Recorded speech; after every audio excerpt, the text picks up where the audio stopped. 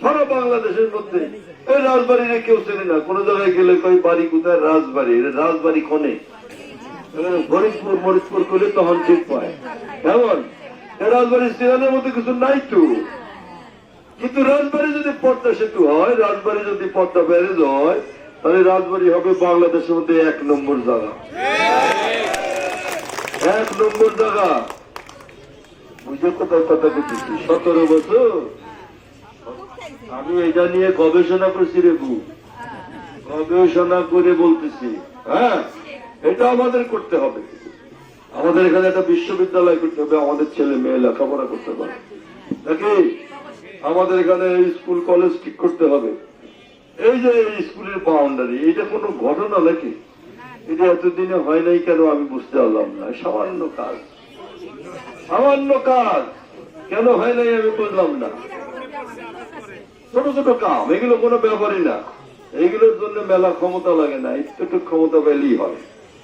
এখন কথা হচ্ছে, এই কাজগুলো যদি আপনি করেন, এই কাজগুলো যদি করেন, এলাকা ভালো হবে, ছেলে মেয়ে চাকরি পাবে, শিল্প কলকারখানা বসবে, ব্যবসা প্রতিষ্ঠান তৈরি হবে, যোগাযোগ বাড়বে, মানুষ এখানে বাড়িঘর করবে, এই এলাকা উন্নত হয়ে যাবে, সোনার এলাকা হয়ে যাবে। বুঝতে পারছেন?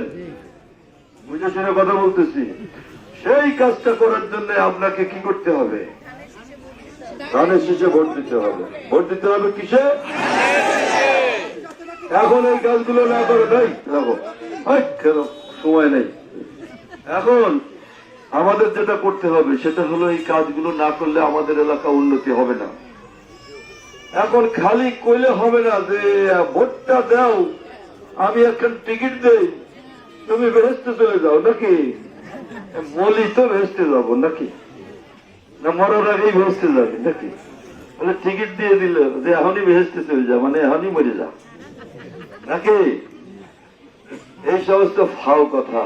এই যে কয় যে বেহেস্তে যাবা দাড়িপাল্লায় ভোট দিলে, একেবারে একটা দুষ্টু কথা, একেবারেই সত্য কথা না।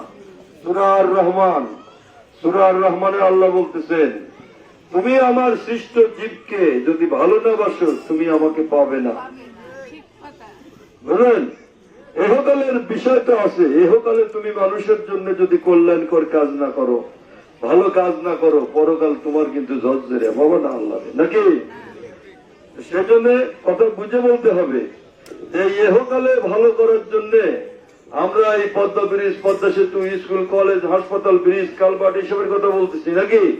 ছেলেমেয়ের চাকরি বাকরি, মাদক যাতে না ধরে সেসব কথা বলতেছি। এহকালটা ভালো করেন, তাই না?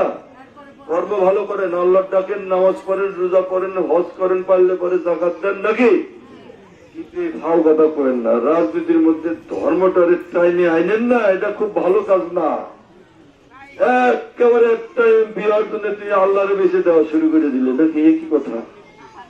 হ্যাঁ, খুবই খারাপ কথা। এগুলো বলতে হয় না। আপনি বলেন তো, এই চন্দ্র সূর্য গ্রহ দ্বারা এই আসমান জমিনের মালিক কে? করে বলেন।